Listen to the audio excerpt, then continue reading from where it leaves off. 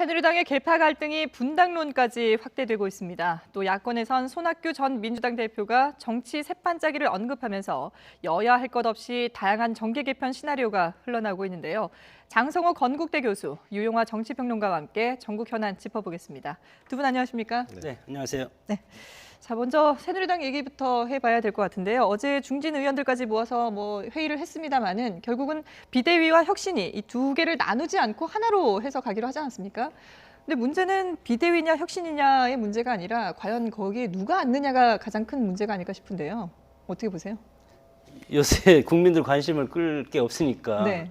저렇게 노이즈 마케팅 하는 거 아닙니까? 새누리당이 네. 뭘 결정했다고 번복하고 다시 사퇴하고. 근데 저건 사실은 짜고 칠 수 있는 고스톱이 아닌 것 같은데 네. 어쨌건 그만큼 4.13 총선에서 국민들의 준엄한 심판에 새누리당이 지금 정신을 못 차리고 있는 것은 맞는 것 같습니다. 네. 그래서 비대위원장을 원내대표로 뽑힌 정진석 원내대표가 비대위원장을 맡으려고 하다가 네, 그렇죠. 결국은 미수에 그친 것 아닙니까? 네. 그러면 당원들이 저는 탄핵을 했다고 봅니다. 그랬을 때 정진석 원내 대표가 네. 비대위원장하고 그동안 임명했던 비대위원 그리고 쇄신위원장은 어차피 사퇴를 했으니까 무에서 다시 출발을 하는 것이 옳다. 예. 근데 자꾸만 그 지난번에 임명했던 분들은 그냥 가고 그리고 추가로 5명을 친박에서 추천을 받겠다. 예. 이런 것은 저는 조금 문제가 있다고 보고 백지에서 다시 출발하는 것이 옳다고 봅니다. 예. 당원들이 반대했다라고 표현을 해주셨는데 구체적으로 얘기하면 친박들이 반대를 한 거 아니겠습니까? 친박에서 조직적으로 예. 움직인 것이고요. 네네. 뭐 이런 사례가 없었다고 이제 새누리당에서 얘기를 하는데요. 결국 이제 정진석 원내대표가 원내대표단은 좀 친박계 사람들로 채우고 그다음에 비대위원은 좀 비박계 사람들로 채워서 나름대로 자기가 좀 아우르면서 가려고 네. 했는데 이런 부분들이 완전히 스톱에 걸려버린 거죠. 제동이. 그래서 상당히 어려운 처지에 처해 있는 건 사실입니다. 그래서 공주도 내려가서 이제 해법이 안 나오니까 네. 어제도 뭐 4시간인가 자기 의원실에서 장고했다 그러는데 제가 봤을 때는 정치라는 건 현실적으로 풀어나갈 수밖에 없거든요. 네. 현실적인 힘의 관계에 의해서 정 대표가 움직였으면 좋겠다라는 생각이 듭니다. 저는 지금 새누리당 상황에서 혁신위원회를 가동시키고 당을 쇄신하고 혁신한다는 자체가 저는 물리적으로 불가능하다고 봅니다. 그것은 현재 대통령 권력이 살아있고 또 친박계가 주류를 점하고 있기 때문에 네. 그것을 만약 정 대표가 무리하게 한다 그러면 현실적으로는 요구하는 거지만 권력 관계에서 무리하게 하면은 굉장히 분란이 일어날 수밖에 없고 실현도 안 된다. 네. 그래서 저는 정진석 원내대표가 조기 전당대회에 초점을 맞췄으면 좋겠어요. 예. 그러니까 비대위를 구성하더라도 혁신 전당대회라고 이름을 붙여서 결국 혁신 전당대회에서 어떻게 할 것이냐를 판가름가게. 전당대회를 열게 되면 총선에 대한 평가도 나올 것이고 질타도 나올 것이고 심판도 할 것이고 이 비주류와 친박이 예를 들면 아주 상당히 당권을 놓고서 경쟁을 할 것입니다. 혈투가 벌어질 것이고 그리고 과거에 2014년도에 7월인가요? 김무성 대표가 비주류였는데 그 당시 전당대회는 여론조사가 30%, 당원이 70%였어요. 서청원 당시 의원을 상당히 줄이었죠. 약 15,000표 차로 이깁니다. 그리고 홍문정 친박계 핵심이 거의 최고위에서 낙선하거든요. 네. 이번에도 어떻게 될지 좀 모른다고 보여집니다. 그래서 정진석 원내대표가 현실적으로 할 수 있는 것은 전당대회를 좀 더 개방적이고 그리고 공개적이고 그리고 당원들이 나오는 후보들을 제대로 검증할 수 있는 장 그리고 새롭고 유능한 인물들이 전당대회에 출마해서 예. 새누리당을 바꿔내는 이러한 역할만 해도 저는 정진석 원내대표가 큰일을 할 수 있다. 그래서 비대위원장을 맡으면서 혁신하겠다 그러지 말고 혁신 전당대회를 만들겠다. 거기에서 나는 온 힘을 쏟겠다. 그리고 비대위원도 좀 너무 뚜렷한 사람들 말고 말이죠. 좀 친박에서 좀 엷은 사람, 비박에서 엷은 사람 이런 사람들을 등용을 해서 전당대회를 성공적으로 치르는 그래서 전당대회를 통해서 새누리당이 변하는 이러한 모습을 바꿔나가는 것이 저는 현실적인 가장 지혜로운 해법이 아니냐 저는 그런 생각이 듭니다. 예. 근데 오늘 기자들을 만나서 보면은 쇄신과 혁신을 강조했거든요. 네. 기존에 그 김용태 혁신위원장을 임명했을 때 그 생각과는 크게 달라지지 않은 게 아닌가라는 생각도 드는데요. 아니 정당이 선거에 치면 네. 무조건 쇄신하겠다고 그럽니다. 지난 19대 총선 끝나고 개원할 때도 쇄신의 국회가 되겠다고 했는데 엊그제 국회를 마감한 결과 쇄신 국회가 되지 않지 않았습니까? 결국은 말풍선이죠.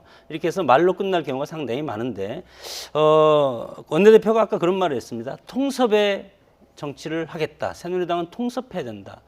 이제 통섭이라는 것이 대학에서 융복합이라는 뜻인데 네. 찰스 퍼시 스노라는 두 문화의 어떤 과학혁명, 이론과 이론을 문과와 이과, 이론과 이론을 합쳐서 새로운 어떤 실용적인 이런 결과물을 내놓는다는 것인데 결국은 그것을 보면 그겁니다.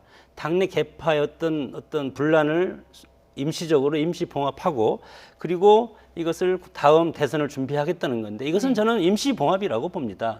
지금 당에서 필요한 것은 완전히 창조적 파괴가 필요한데 창조적 파괴라는 것은 정강 정책에서 분명히 나타나야 된다고 봅니다. 이 정강 정책이라는 것은 지금 미국의 트럼프 대세론, 트럼프 현상을 새누리당이 참고할 필요가 상당히 있다. 그동안의 어떤 보수적인 그리고 재벌 위주 이런 것 여러 가지 정책적인 아젠다를 완전히 코페르니쿠스처럼 바꿀 그런 필요가 있는 것이 혁신의 방향이지 예. 임시적으로 막아서 어떤 계파 간의 갈등을 없앤다. 이것은 길게 가는 보수당의 어떤 좋은 방향은 아니라고 봅니다. 파격적인 방법이 뭐가 있을까요?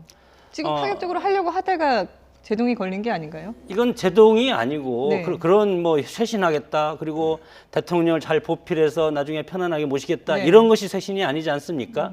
그렇기 때문에 어차피 제도화를 시켜야 됩니다. 정강정책을 통해서. 네. 그러기 위해서는 방금 우리 말씀하셨지만 전당대회를 빨리 여는 것이 가장 중요하고 전당대회를 열면 당대표 주자들이 나와서 당의 미래에 대해서 공약을 하지 않겠습니까? 네. 거기에서 또 정강정책 수정도 할 것이고 이런 작업이 쇄신의 방향이지 임시적으로 이렇게 막아가지고 개파 또는 뭐 쇄신위원 비대위원 해가지고 각 개파 간에 이렇게 나눠먹게 해가지고 들어와가지고 적당히 해서 쇄신하겠다. 이렇게 해서 뭐 과거의 어떤 천막처럼 그런 식으로 국민들한테 퍼포먼스 보여주면 이것은 쇄신이 아니라고 봅니다. 예, 두 분 다 이제 전당대회에 힘을 실어주는 현재 상황으로 봤을 말씀하셨는데요. 때는 당권을 예. 쇄신파가 혁신적 인물, 새로운 인물들이 장악을 해야 그래야지 새누리당이 혁신이 되고 새로운 쇄신의 모습을 볼 수 있지. 예. 그렇지 않고 지금 현재 상태에서는 이 권력 갈등만 일어나고 분란만 일어나고 상당히 새누리당이 점점 국민들에게 불신을 갖게 하는 과정으로 간다. 저는 예. 그렇게 생각해요. 예. 근데 이제 새누리당이 4.13 총선 이전과 4.12 총선 이후는 전혀 다른 정당이 되어 있다는 겁니다. 이것이 위기이자 한계일 수가 있는데 그 전에는 친박 대 비박이 어느 정도 일정 부분 균형과 어떤 대칭적인 면이 있지 않습니까? 네. 힘의 역학관계가 서로 비슷하게. 그러나 총선이 지난 다음에 일당 지지도 놓치고 참패는 했지만 당만 보면 친박이 70% 이상을 장악하는 친박 정당이 됐습니다. 네. 이렇기 때문에 비박이 와서 아무리 쇄신을 한다고 해도 전대를 열어가지고 당규라든가 이런 거 채택할 때 이걸 또 부활시킬 가능성이 상당히 많다. 아무리 쇄신이 아주 혁신적인 사람이 와서 이것을 혁신안을 만들다고 해도 이것을 뭐 지난번처럼 중앙위라든가 상임 전국위를 통과하지 못하면 또 전대에서 이걸 채택할 수가 없지 않습니까? 네. 이런 차원에서 정말 새누리당이 지금 혁신의 모습을 보여주기 위해서는 엄청나게 어려운 당내 역학구도가 형성돼 있다고 봅니다. 그러면 지금 새누리당에서 일단 뭐 친박계 비박계 간의 갈등이 지금 계속해서 나오다 보니까 분당 얘기도 나오고 있거든요. 뭐 친박들은 친박들끼리 또 비박에서는 뭐 또 비박대로 나름대로 또 구상을 하고 있다 이런 분당론도 나오고 있는데 두 분은 분당 가능성은 어떻게 보시나요? 그것은 이제 올해보다도 내년 정도에 가서 예를 들면 당권과 대권 후보들이 결정되면서 네. 그리고 정계 개편이 큰 폭으로 이루어진다면은 그때 가서 가능하겠죠. 지금 예를 들면 당장은 아니라는 비주류 세력이 나온다 그러면은 예. 흡수되는 것이지. 실제로 어떤 자기네가 어떤 정당에서의 메인으로서 역할은 힘들거든요. 그래서 그리고 뭐 그럴 이유도 사실상은 지금 보이지 않고 있고요. 그래서 내년 정도에 가서 이제 소용돌이 치면서 정계 개편에 소용돌이 치는 속에서 하나의 지분을 갖고 나온 형태로서 정계 개편을 주도하는 네. 아니면 역할을 하는 그런 차원에서는 가능성이 생길 수 있겠죠. 예. 내년이 주목해야 될 시기 같아요. 네. 뭐 결과적으로 보면 정계 개편은 기존의 지역 패권 정당 구도를 넘을 수가 없기 때문에 정계 개편은 일어날 수 없다고 봅니다. 다만 지금 정계 개편 문제에 있는 것은 우리가 3당 체제가 상당히 불안정스럽고 이런 걸 해보지 않았기 때문에 네. 이것을 3당 어떤 구도를 깨기 위해서 지금 움직임이 있는 것이다. 저는 그렇게 봅니다. 그러면 결국은 3당 체제가 2당 체제로 갈 가능성이 상당히 많기 때문에 네. 새누리당에서 흔들리고 있는 이것이 결국은 새누리당은 결국은 그냥 가다가 야권한테 직격탄을 날릴 가능성이 있다. 도미노 게임이죠. 이런 가능성이 있고 특히 정계 개편이 이루어지려면 구도와 이슈가 동시에 작동을 해야 되는데 지금은 대선을 앞두고 구도적인 게임만 하고 있습니다. 누가 대선 후보가 되면 누가 어떻고 누가 어느 정당은 어느 지역을 잡고 그러나 이슈는 없다. 예. 그러면 정계 개편이 이루어질 수 있겠습니까? 그래서 근본적으로 정계 개편을 이룰 수 있는 어떤 지형은 형성되지 않았고 다만 새누리당이 총선 이후 질의멸렬한 그런 쇄신 작업이 이루어지다 보니까 새누리당이 이러다가 정말 분당되는 것이 아닌가.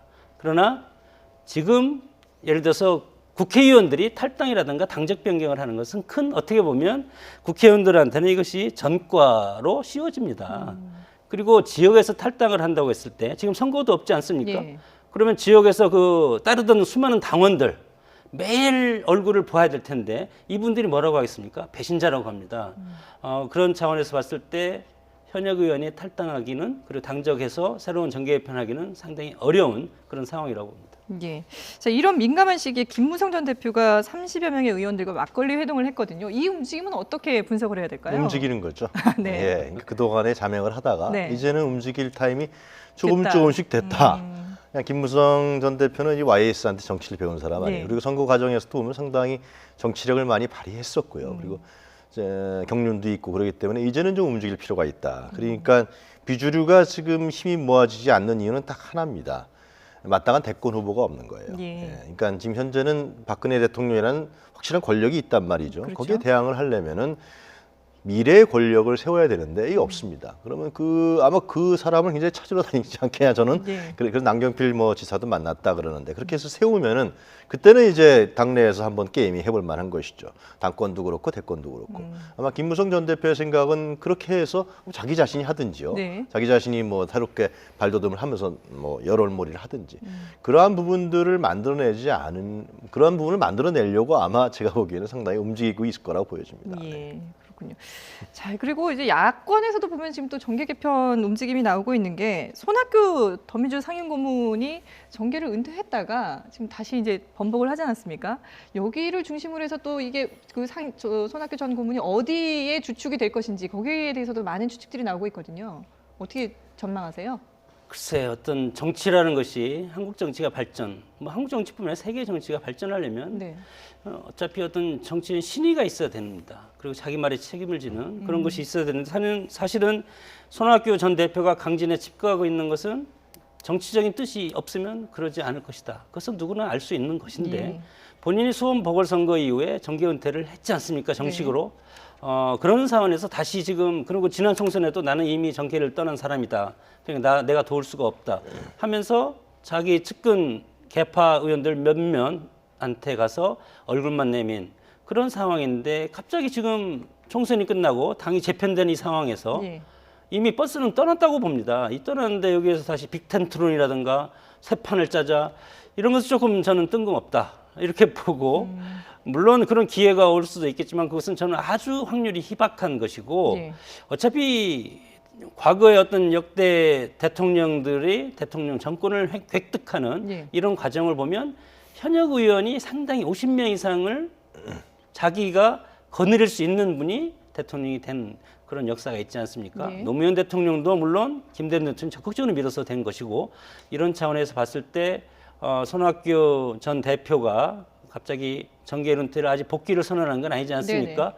이랬을 때 과연 정치학을 전공한 정치학자입니다. 대학 교수 출신이고 이런 분이 본인이 어떤 정계 은퇴를 한 것을 다시 번복하고 정치를 다시 시작한다.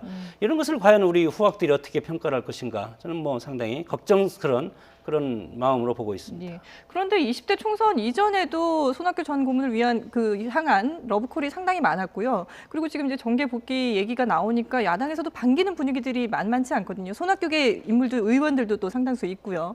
어떻게 앞으로 행보를 보시나요? 그러니까 실제로 지금 지적하신 대로 예. 나름대로 수도권에서는 영향력을 갖고 있는 인물 아니겠습니까? 네. 그리고 그 정치적 칼라도 상당히 중도 성향이고 그렇기 때문에 상당히 외연 폭을 넓힐 수 있다라는데 정치권 내에서는 지금 장 교수 얘기하신 대로 회의적으로 보는 시각이 상당히 있는 게 사실입니다. 그 이유는 2008년도에 그 한나라당을 탈당해서 네. 이쪽에 오지 않았습니까? 그 다음에 대선 후보 경선에서 지고, 그 다음에 이제 2008년도에 통합민주당의 대표를 맡았는데 그 당시 잘 안 돼갖고 85석으로 졌어요. 그 다음에 2011년도에 다시 또 민주당 대표를 맡았는데. 네. 당시 혁신과 통합, 뭐 한국노총 여기서 다시 민주통합당이 만들어졌는데 사실 친노 주류 세력에 당권을 넘겨주는 꼴이 돼서 네. 2012년도 경선에 사실상 지게 되는 거거든요. 뭐 모바일이라든가 조직동원 이런 걸 통해서. 그래서 그 다음에 다시 이제 그다음에 보궐선거에 패한 다음에 강준 내려간 케이스인데 저는 개인적으로 봤을 때 만약에 손 대표가 정말 대권의 생각이 있었다면은 지난번 총선에서 어느 정도 개입을 했어야 된다. 근데 이제 와서 하는 것이 판이 좀 짜져 있단 말이죠. 세 판을 짜겠다 그러는데 판은 짜져 있는데 세 판을 짠다. 그럼 손학규라는 개인적 인물의 정치적 카리스마라든가 어떤 상당히 정치적 기반이 아주 폭발적으로 만들어내야 되는데 아직까지 그거는 보이고 있지 않다라는 것이죠. 그러니까 좀 서두르는 감이 없지 않고 있고요. 이제 좀 조급하지 않나 그런 생각도 들고 차라리 가을쯤 가서 좀 변화가 있을 수 있으니까요. 뭐 더불어민주당도 당권이 있고 변화가 있을 수 그때 가서 좀 부를 때 이렇게 좀 발을 내디는 것이 좋았지 않냐 생각이 들어요. 시기적으로 좀 맞지 않는다. 예, 하여튼간에 지금은 굉장히 뭐 저번에 버스까지 동원해서 광주 가지 않았습니까? 예. 그래서 하여튼 칼을 뽑았는데 하여튼 뭐 민주당이라든가 야권의 대권 후보 경선은 아주 국민들 입장에서 봤을 때는 아주 익사이트한 경선이 될 것 같습니다. 예. 이 더민주나 국민의당에서 지금 손학규 대표에 대해서 막 러브콜 보내는 예. 것이 대선 후보로 대통령을 당선시켜주겠다는 것이 아닌 것 같습니다. 어떻게 보면 킹메이커 역할을 하라는 건가요? 불쏘시개고 선대위원장을 맡기면 이만한 카드는 없습니다. 정말로. 그런 이제 손학규 전 대표가 이런 말씀을 들으면 기분이 안 좋겠지만 그것이 현실이고 정치가 그런 걸 알 겁니다. 손학규 대표가. 그런 것에 이용당하지 않으면 정말 제3정당을 만들어야 된다 지금. 제4정당이죠 앞으로. 그래서 새성장을 만들려면 우리 정치가 대선을 앞두고 제4정당은 지역적인 기반을 잡아야 되는데 네. 이미 지역적 기반을 잡은 정당은 다 있습니다. 그러면 충청당이 아직 없는데 그럼 충청도에 가서 손학규 대표가 하겠습니까? 할 수가 있겠습니까? 예, 충청도 얘기를 하셔서 반기문 유엔 사무총장 얘기를 안 할 수가 없는데요. 지금 반기문 사무총장이 또 국내에도 들어오고 뭐 이렇게 다양한 움직임을 보이면서 예전보다는 조금 더 적극적으로 말씀을 하시는 부분도 있고요. 그러다 보니까 더 이 좀 대선 쪽으로 무게 중심이 옮겨가는 게 아니냐라는 분석도 있는데 어떻게 보시는지요? 상당히 생각이 있는 것 같아요. 25일 날 방한하죠. 예. 그래서 여러 사람들 만나고 뭐 행사도 갖는 것 같은데 그러면서 이제 7개월이 남아 있으니까 유엔 사무총장이라는 현직이 있기 때문에 네. 자꾸만 이런 분이 거론되는 부분에 자기가 활동하는데 장애가 되니까 좀 얘기하지 말아달라. 그 얘기는 결국은 나 7개월 뒤에 나가겠다. 네. 우리가 역해석을 하면은 뭐 그런 경우를 볼 수 있는데요. 그리고 충청권 입장에서 봤을 때는 반길 수가 있는 것이죠. 네. 과거에 JP 같은 경우가 이제 뭐 3당 합당 때 민주당 때 들어가지 않았습니까? 그리고 DJP와 공동 정부했는데 그때 이제 포인트는 뭐냐면 JP가 요구했던 건 내각제 개헌이었습니다. 그러니까 충청권 사람들은 스스로 혼자서 권력을 잡기가 어렵다라는 것을 알고 있단 말이죠. 그래서 예. 내각제 개헌을 요구했던 것인데 다 실패하지 않았습니까? 그래서 저는 반기문 사무총장이 물론 이제 충북의 고향은 JP는 예. 충남이고 정서가 좀 다릅니다. 근데 만약에 대권에 대한 부분을 뭐 지금은 이릅니다만 나중에 네. 추후에 결정해서 한다 그러면은 충청권 주민들의 유권자들의 의지를 모아서 어떠한 대권의 플랜을 잡을 건가 이런 부분들이 아마 제시돼야 예. 충청도 사람들이 적극적으로 도와주지 않을까 그런 생각이 듭니다. 예, 장 교수님은 어떻게 보시나요? 과거에 우리 그런 정치학 이론에 협의제 민주주의라는 게 있습니다. 네. 지역적으로 소수, 인종적으로 소수, 성적으로 소수 이런 분들은 강한 사람한테 붙어야 살아남는다는 예. 건데 그래서 우리 정치에서는 기가 막히게 지역 연합을 해서 이것을 지금 협의제 민주주의의 새로운 모형을 보여주고 있는 것이 네. 3당 합당과 DJP 공동 정권이 아니었습니까? 이런 차원에서 봤을 때 네. 지금 영충호 시대입니다. 인구가 충청도가 제일 경상도, 충청도, 호남 예. 이런 식으로 인구가 충청도가 이제 더 많아졌는데 그럼에도 불구하고 호남은 여러 가지 그 야권의 어떤 그 스크럼을 짜고 있는 것이 이제 호남 지역이고 그리고 TK는 대선 때 또 뭉칠 겁니다. 틀림없이. 이렇게 봤을 때 충청을 누가 잡냐. 예. 충청 후보를 갖고 TK라든가 호남이 뭉치면 무조건 된다는 이런 지역 패권 구도 정당이 내년 대선을 잡아먹는다는 거죠. 이렇게 예. 봤을 때 충청 출신이 누구냐. 뭐 충남 도지사 안희정도 있고 그리고 반기문 충주 그리고 각 당의 지금 사무총장 정진석 원내대표 원내대표도, 예. 온통 다 그리고 국민의당의 사무총장 김용환 충북 예. 청주죠. 온통 다 지금 충청 출신 아닙니까? 이만큼 충청을 잡지 않으면 내년 대선에서 이길 수가 없다. 그러니까 분명히 내년 대선은 지역 패권 구도 정당으로 대선을 치러질 수밖에 없다는 예. 그런 것을 나타내고 있다고 봅니다. 예. 자, 이제 20대 국회 개원이 얼마 남지 않았는데 지금 국회법 개정안 가지고 여야 3당이 20대 국회에서는 협치를 하겠다라고 그렇게 공언을 했지만 과연 이게 협치가 가능할 것인지 벌써부터 의문이 들거든요. 어떻게 전망하십니까? 이번에 그 국회법 상임청문회법 예. 통과는 여러 가지 우리가 해석을 할 수 있지만은 저는 굉장히 새누리당 입장에서 봤을 때는 잘 봐야 된다. 그러니까 이번에 그 표분석을 해보면은 기권이 23명인가요? 하고 그다음에 비주류에서 또 무소속 탈당한 사람들이 찬성표를 던지지 그렇죠. 않았습니까? 예. 근데 결국 이것은 이후에 20대 국회에도 이런 부분이 재현될 수 있다라는 겁니다. 그러니까 박근혜 정부와 청와대와 새누리당의 친박 주류가 분명히 알아야 될 사실은 만약에 비박하고 이렇게 자꾸만 갈등과 대립을 거듭하다 보면 네. 그리고 적대적 관계를 자꾸만 몰아가다 보면은 실제로 박근혜 정부가 국정 운영을 하는데 너무나 힘든 상황으로 빠질 수밖에 없다는 겁니다. 모든 법들이 이제 6월 달부터 막 본회의도 들어가고 상임위 열릴 텐데 예. 그럼 당내의 비주류가 적대적 관계로 돼버리면은 진짜 완전 감정적으로 벌어지면 이 사람들이 예를 들면 야당 쪽에 표를 던지면은 실제로 박근혜 정부가 할 수 있는 일은 없어지는 상황까지 갈 수 있다는 겁니다. 네. 그래서 저는 이런 부분들이 굉장히 친박과 청와대에서 주의 깊게 봐야 돼. 이번에 어떤 그 인사청문회법이 통과된 부분에 있어서 어떻게 하든지 저는 박근혜 정부가 성공적인 정부가 되기 위해서는 일단 야3당도 중요한, 야당과 협력하도 중요한 네. 안에 있는 식구들을 어떻게 협력하는 관계로 만들어낼 것이냐 이걸 먼저 해야 된다. 저는 이번에 그 상임위원회 그 청문회법에서 통과를 보면서 그런 분석을 청와대 참모들이 해서 아니면 친박들이 해서 보고서를 대통령한테 올려야 되는 거 아니냐 그런 네. 생각이 듭니다. 이 방송을 좀 보셨으면 좋겠는데요. 장 교수님은 마지막으로 어떻게 정리를 하시겠습니까? 물론 뭐 현 지금 국회법과 수시청문회는 조금 이제 바뀌었지만 네. 그것이 이제 소관 현안 조사를 좀 구체적으로 할 수 있다는 거 아닙니까? 별로 큰 차이는 없다고 봅니다. 다만 이것이 19대 국회를 끝나고 20대 국회라는 어떤 기싸움 차원에서 이루어지는 것인데 대통령의 어떤 국정 방향 그리고 대통령이 하는 거부권 제의 요구죠. 예. 이런 것도 저는 할 수 있다고 봅니다. 이렇게 봤을 때 그것은 우리 평론하는 사람들이 이제 판단하는 것이 아니고 이건 대통령 고유의 영역이기 때문에 대통령이 이거에 대해서 정말 문제가 있다고 보면 재부의를 요구할 수도 있는 것이고 네. 그랬을 때 뭐 20개 국회라든가 아니면 자동 소멸되든가 그렇게 절차를 이제 밟을 텐데 그것은 뭐 우리가 판단할 것이 아니고 대통령이 고유한 어떤 판단력, 국정에 대한 판단력으로 이것을 결단을 해야 된다고 봅니다. 예, 알겠습니다. 지금까지 전국 상황 짚어봤습니다. 장성호 건국대 교수, 유용화 정치평론가와 함께했습니다. 두 분 오늘 말씀 고맙습니다.